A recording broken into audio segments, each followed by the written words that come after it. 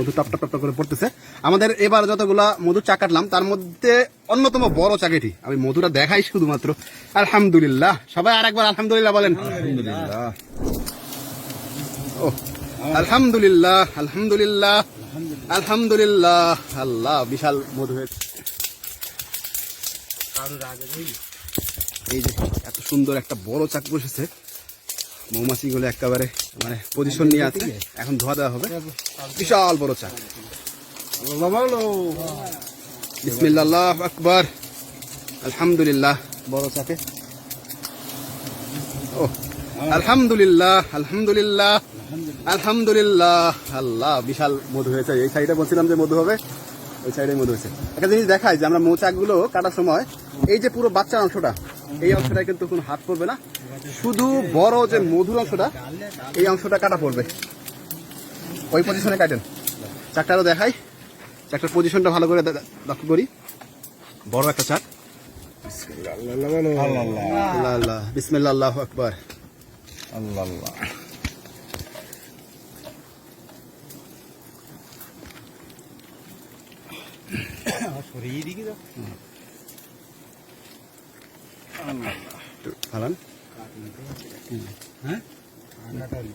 আকাটা মুখ একদম সেও মুখ, মানে এর আগে কখনো কাটা পড়ে না। এটা সুন্দর মধু হয়েছে, আলহামদুলিল্লাহ।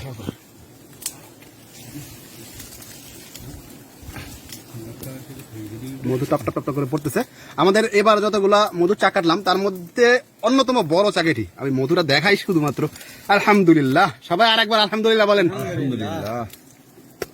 সুন্দরবনের মধুওয়ালাদের যারা এই যে মৌয়াল, তাদের একটা জিনিস আমার খুব ভালো লাগে যে এরা কিন্তু সবসময় দেখি এই চাটা কত প্রশস্ত, বড় বড় আলটা দেখেন না, দেখেন না।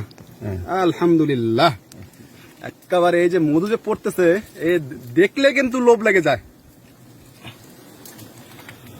আর একবার আল্লাহ আল্লাহ বলো। একদম ডাল পেঁচিয়ে মধু করেছে। মৌমাছিরা কিন্তু আরেকটু ধোয়া করা দরকার, মৌমাছিরা আবার ফিরে আসতেছে। আর আরেকটা জিনিস আমাদের দেখাবো, এখানে এই দুই জায়গায় মধু করেছে। এখন এই চারটা যাতে কোনো রকম নষ্ট না হয় সেখান থেকে একটু মধুর শুধু অংশটা খালি আস্তে করে বের করে নেব। এটা একটু ভালো করে দেখাবার চেষ্টা করবো আপনাদের। মানে এই মৌচাকটা লম্বা এবং দুই জায়গায় মধু করেছে, বিশাল নিচে ঝুলে গেছে।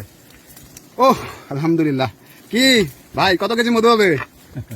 হ্যাঁ,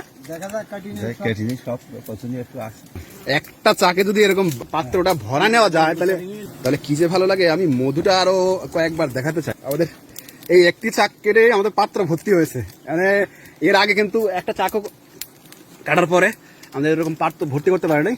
তো আলহামদুলিল্লাহ।